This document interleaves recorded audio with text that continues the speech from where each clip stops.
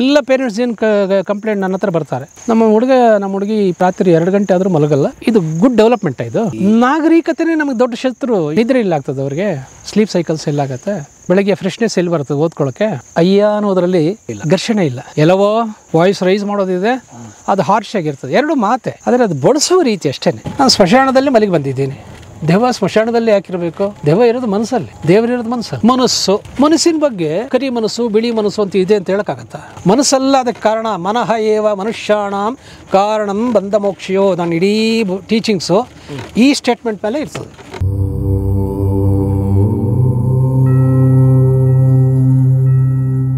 ಏನು ಈಗ ಒಂದು ಆತ್ಮ ಸಂಭಾಷಣೆ ಅಂತ ಹೇಳ್ತೀನಿ. ಸತ್ತವ್ರ ಜೊತೆ ಮಾತಾಡ್ಬೋದು ಅಂತ ನಾನು ಹೇಳ್ತೀನಿ, ನೀವು ಕೇಳ್ಬೋದು, ಪ್ರಶ್ನೆ ಮಾಡ್ಬೋದು. ಇದು ಸ್ವಾಮಿ ವಿವೇಕಾನಂದರು ಶಿಕಾಗೋದಲ್ಲಿದ್ದಾಗ ದಾಖಲಾದಂಥ ಘಟನೆ, ಇತಿಹಾಸದಲ್ಲಿ ಬರೆದಿರ್ತಕ್ಕಂಥ ಘಟನೆ. ಅವ್ರೊಂದು ಮನೇಲಿದ್ದಾಗ ಶಿಕಾಗೋದಲ್ಲಿ ರಾತ್ರಿ ಎಲ್ಲ ಲೈಟ್ ಉರಿತಾ ಇತ್ತು, ಬಲ್ಬ್ ಆನ್ ಇತ್ತು. ಆ ಮನೆ ಯಜಮಾನಿ ಕುತೂಹಲಕ್ಕಾಗಿ ಒಳಗಡೆ ಹೋಗಿ ನೋಡ್ತಾಳೆ ಕಿಟಕಿಯಿಂದ.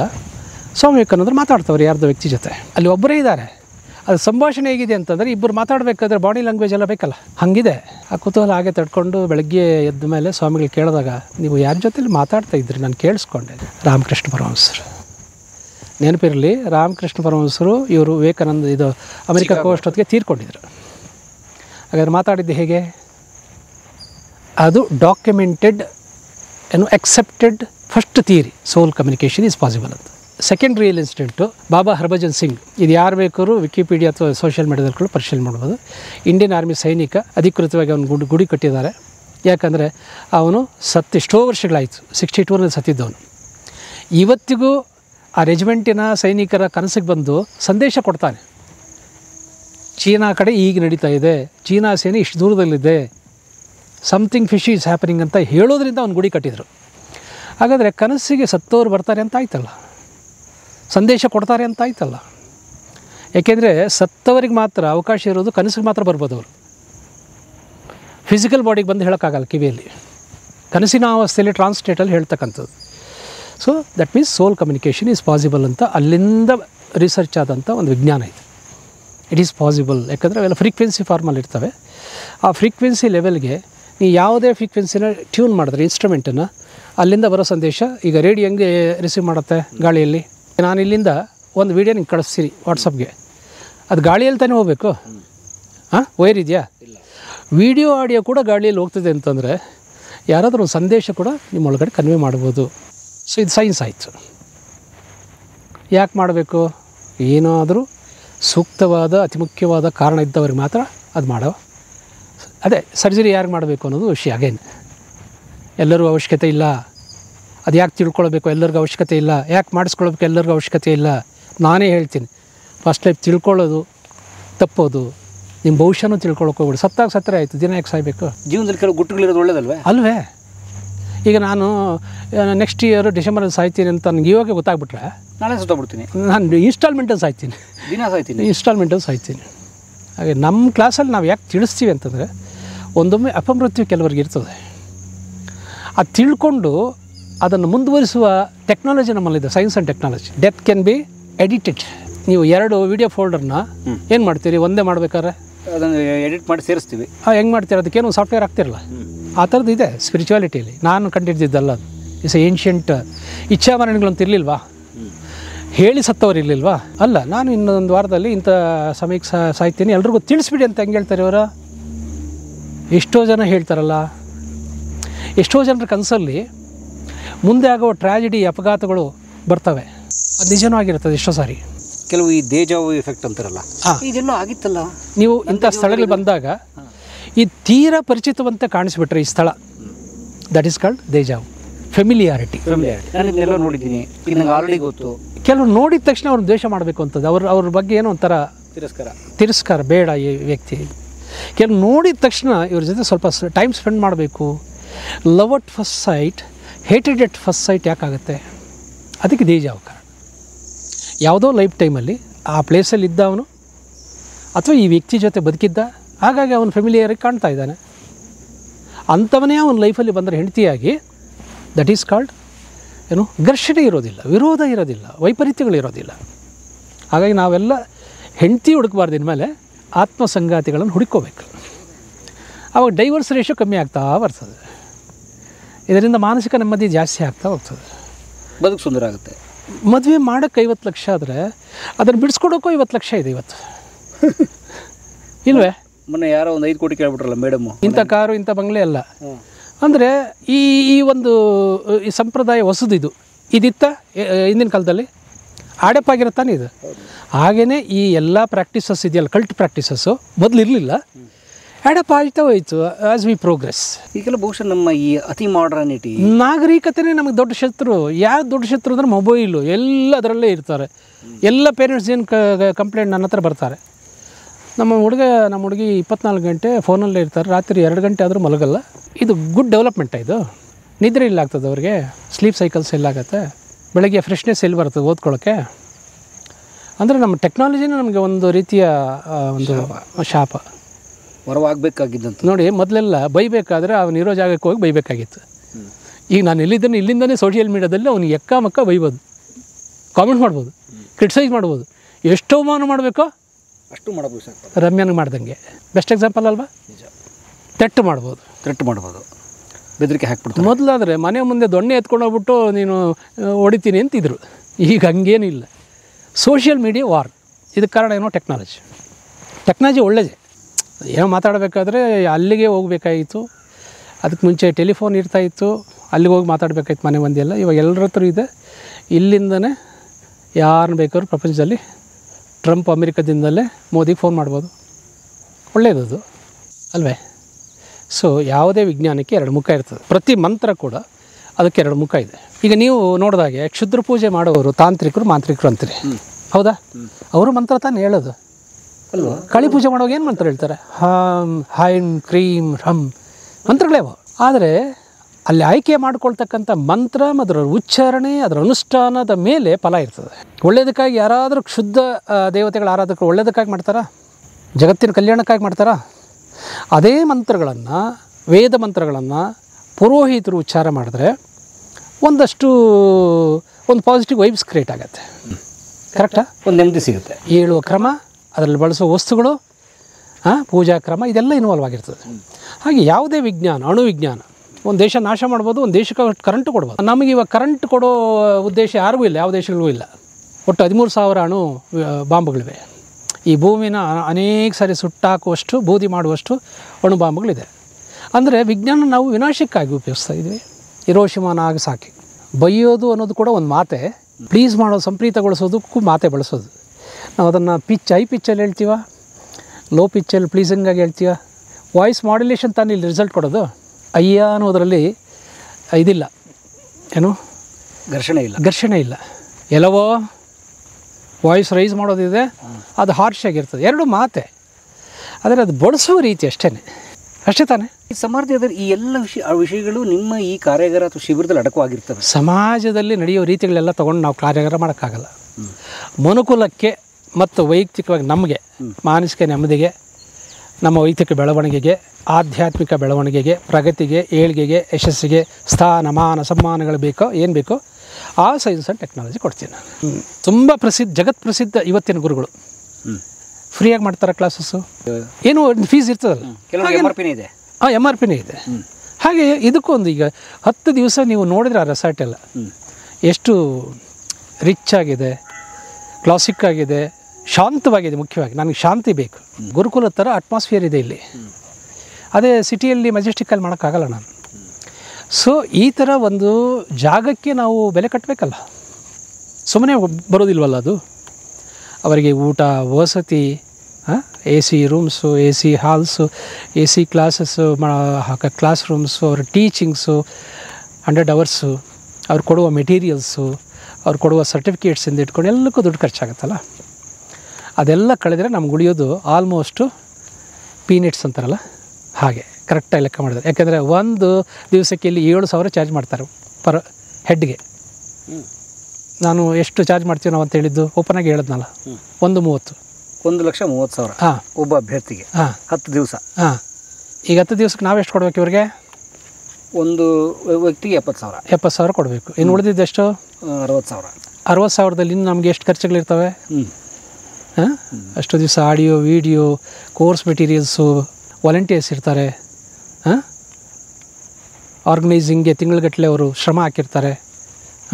ಎಲ್ಲ ಹೋಗಿ ಅಗೈನ್ ಉಳಿಯೋದು ಕಡಲೆ ಬೀಜವೇ. ಕಡಲೆ ಬೀಜ. ಇಲ್ಲಾಂದರೆ ನಾನೊಂದು ದೊಡ್ಡ ಸಾವಿರಾರು ಕೋಟಿ ಒಡೆಯ ಆಗಿರ್ಬೇಕಾಯ್ತಲ್ಲ. ಹಾಂ, ಯಾರು ಬೇಕಾದ್ರೂ ನನ್ನ ಬ್ಯಾಂಕ್ ಸ್ಟೇಟ್ಮೆಂಟ್ ನೋಡ್ಬೋದಲ್ವಾ. ಇಲ್ಲಿ ಶ್ರಮ ಇದೆಯಲ್ಲ ನಮ್ಮದು. ಹಾಂ, ಇದು ಒಂದೇ ದಿವಸ ಆಯಿತಾ, 44 ವರ್ಷ ಆಯಿತು. ನಾನೇನು ಇವತ್ತು ಹೇಳ್ಕೊಡ್ತಾ ಇದ್ದೀನೋ ಈ ನಾಲೆಡ್ಜ್ ಗೈನ್ ಮಾಡ್ಕೊಂಡು ಒಂದೇ ದಿವಸ ಬಂದಿದ್ದಲ್ಲ ಇದು. 44 years ಎಕ್ಸ್ಪೀರಿಯನ್ಸ್.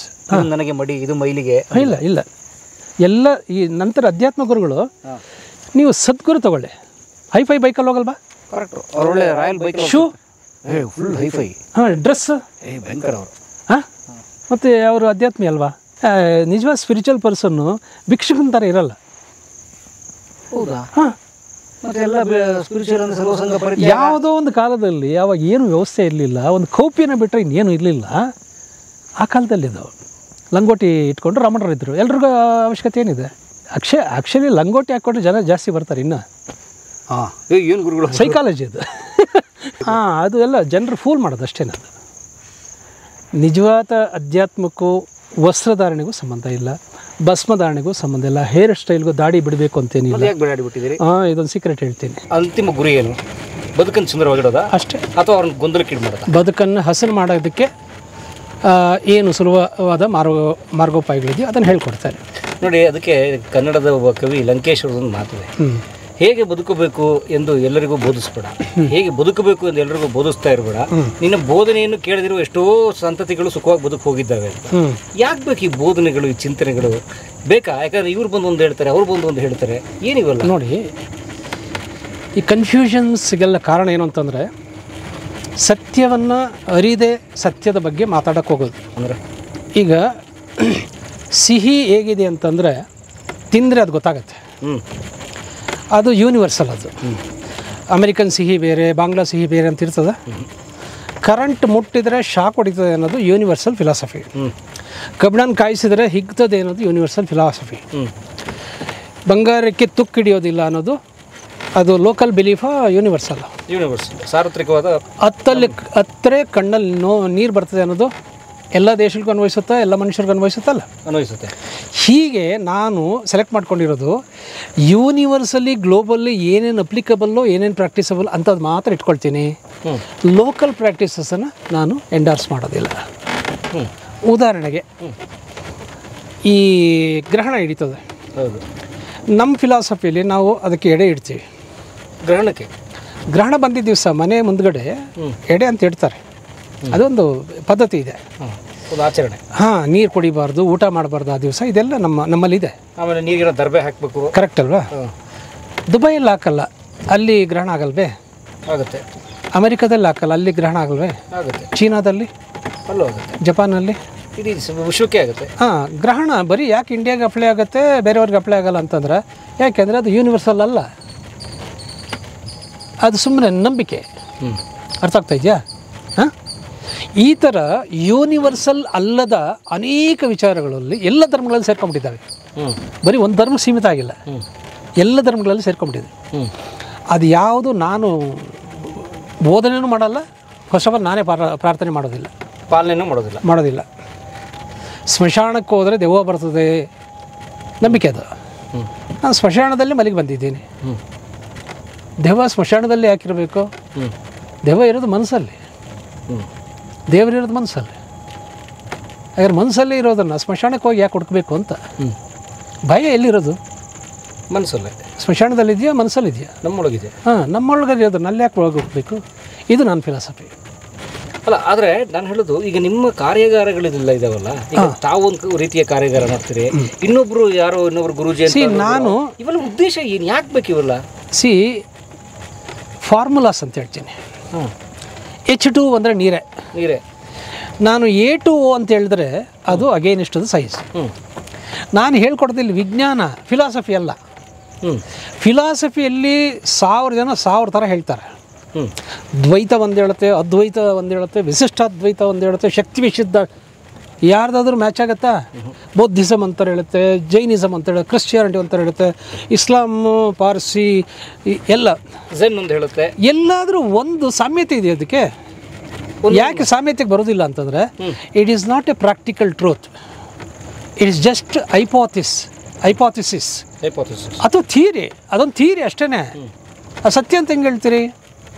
ಇವೆಲ್ಲ ದಿಕ್ಕು ತಪ್ಪಿಸೋ ಜಾಗ. ಬೆಂಕಿಯನ್ನು ಮುಟ್ಟಿದರೆ ಸುಡುತ್ತದೆ, ಇದು ಬರೀ ನಂಬಿಕೆನಾ ಪ್ರಾಕ್ಟಿಕಲ್ಲ? ಪ್ರಾಕ್ಟಿಕಲ್. ನಾನು ಅದನ್ನು ಹೇಳೋದು. ಬೆಂಕಿ ಮುಟ್ಟರೆ ಸುಡ್ತದೆ, ಕರೆಂಟ್ ಮುಟ್ಟಿದರೆ ಶಾಕ್ ಹೊಡಿತದೆ. ಅರ್ಥ ಆಗ್ತಾ ಇದೆಯಾ? ಕತ್ತಲೆಯಲ್ಲಿ ಭಯ ಆಗ್ತದೆ, ಬೆಳಕಿದ್ರೆ ಭಯ ಆಗೋದಿಲ್ಲ. ಎಲ್ಲಿ ಭಯ ಪಡುವ ಜಾಗ ಇದೆಯೋ ಅಲ್ಲೇ ಬೆಳಕಾದಾಗ ಭಯ ಇರೋದಿಲ್ಲ. ಅಂದರೆ ಭಯ ಇರೋದು ನಮ್ಮ ಅಜ್ಞಾನದಲ್ಲಿ. ಅರ್ಥ ಆಗ್ತಾ ಇದೆಯಾ? ಎಲ್ಲರೂ ತಾವು ತೋರಿಸಿದ ತಮಗೆ ಮೂಗಕ್ಕೆ ನೇರ್ಗೆ ಬಂದಂಥ ಫಿಲಾಸಫಿ ಹೇಳ್ಕೊಂಡೋಗಿ, ನಾನು ಫಿಲಾಸಫಿ ಹೇಳಲ್ವಲ್ಲ. How can I confuse people? ಅಲ್ಲ, ಕನ್ಫ್ಯೂಸ್ ಮಾಡ್ತೀರಿ ಅಂತಲ್ಲ, ತಾವು ಗೊಂದಲ ಕೇಳಿ ಮಾಡ್ತೀರಿ ಅಥವಾ ಬೇರೆಯವ್ರ ಗೊಂದಲ. ನಾನು ಏನು ಹೇಳ್ತೀನೋ ಅದನ್ನು ಬೇರೆಯವ್ರು ಹೇಳಂಥದ್ದೇ ಹೇಳ್ತೀನಿ. ಮನಸ್ಸಿನ ಬಗ್ಗೆ ಕರಿ ಮನಸ್ಸು ಬಿಳಿ ಮನಸ್ಸು ಅಂತ ಇದೆ ಅಂತ ಹೇಳೋಕ್ಕಾಗತ್ತಾ? ಒಟ್ಟು ಒಂದು ಮನಸ್ಸಿದೆ, ಅದರಲ್ಲಿ ಭಯದ ಮನಸ್ಸಿದೆ, ಧೈರ್ಯದ ಮನಸ್ಸಿದೆ. ಈ ಥರ ಮನಸ್ಥಿತಿಗಳು ಬೇರೆ ಬೇರೆ ಇರ್ಬೋದು. ಮನಸ್ಸು ಅನ್ನೋದು ಒಂದೇ ಅಲ್ವಾ? ಅಕ್ಕಿ ಅನ್ನೋದೊಂದೇ, ಅದು ರೂಪಗಳು ಬೇರೆ ಬೇರೆ. ದೋಸೆ, ಸೆಟ್ ದೋಸೆ, ಮಸಾಲ ದೋಸೆ, ಹೌದಲ್ಲ? ರೂಪಗಳು ಹೇಳ್ಬೋದು. ಅದರ ಮೂಲ ಯಾವುದು? ಮನಸ್ಸೇ. ಅದು ಅಕ್ಕಿ ಅಲ್ಲ ಅಂತ ಹೇಳಿದ್ರೆ ಅದು ಸತ್ಯ ಆಯಿತು. ಮನಸ್ಸಲ್ಲ ಅದಕ್ಕೆ ಕಾರಣ. ಮನಃ ಏವ ಮನುಷ್ಯಾಣಂ ಕಾರಣಂ ಬಂಧ ಮೋಕ್ಷಯೋ. ನಾನು ಇಡೀ ಟೀಚಿಂಗ್ಸು ಈ ಸ್ಟೇಟ್ಮೆಂಟ್ ಮೇಲೆ ಇರ್ತದೆ. ಅಲ್ಲ, ನಾನು ಹೇಳೋದು ಈ ಟೀಚಿಂಗ್ಸ್ ಯಾಕೆ ಈಗ ನೋಡಿ, ಈಗ ಯಾರೋ ಒಂದು ಹಳ್ಳಿಯವ್ರನ್ನ ಇಟ್ಕೊಳ್ಳಿ, ಅಥವಾ ಬೇಡ ನನ್ನ ಹಿರಿಯರು ನಿಮ್ಮ ಹಿರಿಯರನ್ನ ಇಟ್ಕೊಳ್ಳಿ. ಅವರು ಈ ಯಾವ ಕ್ಲಾಸ್ಗಳಿಗೂ ಅಟೆಂಡ್ ಆಗದೆ, ಯಾವ ಶಿಬಿರಕ್ಕೂ ಅಟೆಂಡ್ ಆಗದೆ, are they not happy? So ನೀವು ಹೇಳ್ತಾ ಇರೋದು ಹೇಗಿದೆ ಅಂದರೆ, ಅಥ್ಲೀಟ್ಸ್ಗೆ ಕೋಚಸ್ ಯಾಕೆ ಬೇಕು ಅಂತ ಕೇಳ್ತಾ ಇದ್ದೀರಿ. ಬಟ್ ಎಲ್ಲರೂ ಅಥ್ಲೀಟ್ ಅಲ್ಲಲ್ಲ ಬದುಕು. ನಾನು ಹೇಳೋದು ಎಲ್ಲ ಅಥ್ಲೀಟ್ ಆಗಬೇಕು, ಯಾಕೆ ಆಗಬಾರ್ದು ಅಂತ ನಾ ಹೇಳೋದು. ಅವನಲ್ಲಿ ಸಾಮರ್ಥ್ಯ ಇದೆಯಿಲ್ಲ, ನಿಮ್ಮಲ್ಲಿ ಓಡೋ ಸಾಮರ್ಥ್ಯ ಇದೆ, ಆ ಸಾಮರ್ಥ್ಯವನ್ನು ವೃದ್ಧಿಸ್ಕೋಬೋದು ಅಂತ ಹೇಳೋವನು ಕೋಚ್. ವೃದ್ಧಿಸ್ಕೊಂಡವನು ಅಥ್ಲೀಟು. ಗೋಲ್ಡ್ ಮೆಡಲ್ ಹಾಕೋದು ಅಥ್ಲೀಟ್ಗೆ, ಆದರೆ ಗೋಲ್ಡ್ ಮೆಡಲಿಂದ ಹಿಂದೆ ಇರ್ತಕ್ಕಂಥವ್ನು ಕೋಚ್. ಪಾಪ ಇಂಡಿಯನ್ ಕ್ರಿಕೆಟ್ ಕೋಚು ಅಥವಾ athletic coach, wrestling coach. Aamir Khan ಕೋಚಲ್ಲಿ ಮಗಳು ಮೆಡಲ್ ಹಾಕ್ಕೊಂಡಿದ್ದು ಯಾವುದೋ ಒಂದು ಮೂವಿಯಲ್ಲಿ, ಕರೆಕ್ಟ್ ಅಲ್ವಾ? ಈ ಕೋಚು ಅಥ್ಲೀಟ್ ಅನ್ನೋದು ಪೂರ್ವ ಭಾಷೆಯಲ್ಲಿ ಗುರು ಶಿಷ್ಯ ಅಂತ ಬಂತು. ಈಗ ನೀವು ಹೇಳಿ ಏನಕ್ಕೆ ಅವನಿಗೆ ಅವಶ್ಯಕತೆ ಇದೆ ಮಾರ್ಗದರ್ಶನ ಅಂತ ಹೇಳಿ ನೋಡೋಣ. ಯಾವುದೇ ಟ್ರೈನಿಂಗ್ಗೆ ಒಬ್ಬ ಮಾರ್ಗದರ್ಶಕ ಅಂತ ಇರ್ತಾರೆ. ಪೈಲಟ್ಗೂ ಕೂಡ ಒಬ್ಬ ಮಾರ್ಗದರ್ಶಕ ಇರ್ತಾನೆ, ಆಮೇಲೆ ಒಂದು ಪೈಲಟ್ ಆಗುತ್ತೆ. ಬೇಡ, ಈ ಗಾಡಿ ಓಡಿಸೋಕ್ಕೆ ನೀವು ಹೆಂಗೆ ಕೇಳ್ತಾ ಇದ್ದೀರಿ ಅಂದರೆ, ನಾನೇ ಅದರಲ್ಲೆಲ್ಲದೆಲ್ಲ ಓದ್ಕೊಂಡು ತಿಳ್ಕೊಂಡು ನಾನೇ ಇದು ಮಾಡ್ಬೋದಲ್ಲ, ಫ್ಲೈಟ್ ಟೇಕಪ್ ಮಾಡ್ಬೋದಲ್ಲ? ಇಂಪಾಸಿಬಲ್. ಹಾಗೆ ಬದುಕಿಗೆ ದಿಕ್ಸೂಚಿ ಇಲ್ಲ ನಮಗೆ. ಹಡಗಿಗೆ ದಿಕ್ಸೂಚಿ ಕಂಡುಹಿಡಿದು ಹಾಕಿದ್ವಿ, ಅದು ದಡ ಸೇರ್ತು. ವಿಮಾನಕ್ಕೆ ಹಾಕಿದ್ವಿ, ಅದು ಗುರಿ ಸೇರ್ತು. ಒಂದು ಗಮ್ಯಸ್ಥಾನ ಗುರಿ ತಲುಪಬೇಕಾದ್ರೆ ದಿಕ್ಸೂಚಿ ಇರಬೇಕಲ್ಲ. ದಿಕ್ಸೂಚಿ ಅಂತ ಕಂಪಾಸ್ ಅಂತ ಇರ್ತದಲ್ಲ, ಆ ಕಂಪಾಸ್ ಗುರು ಇವನೇ ಓಡಿಸ್ಬೇಕು. ಅವನೇನಾದ್ರೂ ನೀನು ತಪ್ಪು ದಾರಿಯಲ್ಲಿ ಹೋಗ್ತಾ ಇದೆಯಾ ಅಂತ ಕಂಪಾಸ್ ಹೇಳುತ್ತೆ. ಅಷ್ಟೇ, ಇವನು ಕಂಪಾಸ್ ಅಂತ ಇಟ್ಕೋ. ನೀವು ಆಗಲೇ ಹೇಳಿದ ಕೈ ಮರ ಅಥವಾ ತೋರುಗೈ, ಕಂಪಾಸ್ ಅಷ್ಟೇ, ಸಿಂಪಲ್ ಭಾಷೆಯಲ್ಲಿ. ಕಂಪಾಸ್ ಇಲ್ಲದೆ ಯಾವುದಾದ್ರೂ ದಡ ತಲುಪಲಿಕ್ಕೆ ಸಾಧ್ಯ ಇದೆ? ಯಾವುದಾದ್ರೂ ವೆಹಿಕಲ್, ಈವನ್ ಮಿಸೈಲು ಅದಕ್ಕೆ GPS ಹಾಕಲಿಲ್ಲ ಅಂದರೆ ಅದರಲ್ಲಿ ಅಪಾರವಾದ ಸ್ಫೋಟಿಸಿ ನಾಶ ಮಾಡೋ ಸಾಮರ್ಥ್ಯ ಇದ್ದರೂ ಕೂಡ ಬೇಡುವ ಜಾಗದಲ್ಲಿ ಹೋಗಿ ಬೀಳ್ತದೆ. ಹಾಗಾಗಿ ಯಾಕೆ ಅಡ್ಡದಾರಿ ಹಿಡಿತಾ ಇದ್ದಾರೆ ಅಂತಂದರೆ, ದಾರಿ ತೋರಿಸೋರಿಲ್ಲ. ಯಾಕೆ ಅಡ್ಡದಾರಿ ಇಡಿಸೋರಿದ್ದಾರೆ. ಇಡಿಸೋರಿಲ್ವಾ? ಮಿಸ್ಗೈಡ್ ಮಾಡೋರಿಲ್ವಾ? ಮಿಸ್ಲೀಡ್ ಮಾಡೋರಿಲ್ವಾ? ಹಾಂ, ಅವ್ರವ್ರ ಸ್ವಾರ್ಥಗಳಿಗೆ. ಹಾಂ, ಗುರು ಅಂದರೆ ಯಾರು ಅಂದರೆ ಎ ಪ್ರಾಪರ್ ಗೈಡ್, ಅರೆ ಕೋಚ್, ಅರೆ ಕಂಪಾಸ್. ಅಷ್ಟೇ ತಿಳ್ಕೊಬೇಕು. ಅವನು ಯಾವ ರೂಪದಲ್ಲೇ ಆದರೂ ಇರಲಿ. ಶಾಲೆಯಲ್ಲಿ ನಮಗೆ ಗುರುಗಳಿದ್ರು, ಕಾಲೇಜಿಗೆ ಬಂದಾಗ ಬೋಧಕರಿದ್ದರು. ಯಾಕೆ ಬೋಧನೆ? ಪುಸ್ತಕದಲ್ಲಿ ಇದೆಯಲ್ಲ, ನೀನೇ ಓದ್ಕೋಬೋದಲ್ಲ. ನಿನಗೆ ಯಾಕೆ ಒಬ್ಬ ಬೋಧಕ ಬೇಕು? ಬೋಧಕ ಅಂತಲೇ ಹೇಳೋದು ಅವ್ರಿಗೆ, ಬೋಧಕ ಸಿಬ್ಬಂದಿ ಅಂತ. ಕಾಲೇಜ್ ಬಂದ ತಕ್ಷಣ ಬೋಧಕರು, ಶಾಲೆದಾಗಲೆಲ್ಲ ಶಿಕ್ಷಕರು. ಆದರೆ ಸಿಂಪಲ್ ಫಿಲಾಸಫಿ ಏನಂದರೆ, ಬೋಧಕರನ್ನವರು ಬಾಧಕರಾಗಬಾರ್ದು, ಅಷ್ಟೇ ತಾನೇ? ಬಾಧಿಸೋಕೆ ಶುರು ಮಾಡಿದಾಗ ಬೋಧನೆ ಕೆಟ್ಟ ಹೆಸರು ಬರ್ತದೆ. ಬಟ್ ಆ ಥರದ ಬಾಧಿಸುವವರು ಇದ್ದಾರೆ ಬೋಧನೆ ಇದೆ. ಈಗ ನೋಡಿ, ಎಷ್ಟೋ ಶಾಲೆಗಳಲ್ಲಿ ಟೀಚರ್ಸ್ ಮಕ್ಕಳನ್ನ ಅಬ್ಯೂಸ್ ಮಾಡಿದ್ದಾರೆ. ಆಗ ಎಲ್ಲ ಟೀಚರ್ಸನ್ನು ಸರ್ವೇಪಲ್ಲಿ ರಾಧಾಕೃಷ್ಣನ್ನು ಆ ತಗಡಿಗೆ ಹಾಕೋಕ್ಕಾಗತ್ತಾ? ಕಿಡ್ನಿ ಕದಿಯುವ ಡಾಕ್ಟ್ರ್ ಇದ್ದಾರೆ, ಎಲ್ಲ ಡಾಕ್ಟ್ರು ಕಳ್ಳರು ಅಂತ ಹೇಳೋಕ್ಕಾಗತ್ತಾ? ಹಾಗೆ ಎಲ್ಲ ವೃತ್ತಿಯಲ್ಲಿ ಅಂಥವರು ಇರ್ತಾರೆ, ಇಂಥವ್ರು ಇರ್ತಾರೆ. ಅವರು ಅನಾದಿ ಕಾಲದಲ್ಲಿ ಇದ್ದರು, ಈಗಲೂ ಇದ್ದಾರೆ. ಯಾವುದಾದ್ರೂ ಕಾಲದಲ್ಲಿ ಇಲ್ಲ ಅಂತೇಳಿ ಪ್ರತಿ ಪ್ರೊಫೆಷನಲ್ ಇದೆ. ಸೊ ಹಾಗಾಗಿ ನಿಮ್ದು ಇದು ವೃತ್ತಿಯ ನಂದ ನಾನು ಇದನ್ನು ಇದು ವೃತ್ತಿಯಾಗಿ ತೊಗೊಂಡ್ಬಿಟ್ಟಿದ್ದೀನಿ. ಸೆಪ್ಟೆಂಬರ್ 5ನೇ ತಾರೀಕಿನಿಂದ ಸೆಪ್ಟೆಂಬರ್ 14ರವರೆಗೂ 2025 10 ದಿನಗಳ ಕಾಲ ನಮ್ಮ ಗುರುಗಳ ಕಾರ್ಯಾಗಾರ ಅಥವಾ ಶಿಬಿರ ನಡೆಯುತ್ತೆ ಸ್ನೇಹಿತರೆ. ಬಹುಶಃ ನಿಮ್ಮ ಬದುಕಿನಲ್ಲಿ ಬಹಳ ಅರ್ಥಪೂರ್ಣವಾದ 10 ದಿನಗಳನ್ನು ನೀವು ಕಳಿತೀರಿ. ಈಗಲ್ಟನ್ ರೆಸಾರ್ಟ್ಸ್, ಬಿಡದಿ, ರಾಮನಗರ ಜಿಲ್ಲೆ, ಮೈಸೂರು ರಸ್ತೆ. ಇಲ್ಲಿ ಬಂದರೆ ಆಹ್ಲಾದಕರ ವಾತಾವರಣವೂ ಇದೆ, ಒಳ್ಳೆಯ ಕಲಿಕೆಯೂ ಇದೆ. ಗುರುಗಳೇ, ನಿಮ್ಮ ಶಿಬಿರಕ್ಕೆ ಶುಭವಾಗಲಿ ಗುರುಗಳೇ. ಧನ್ಯವಾದ.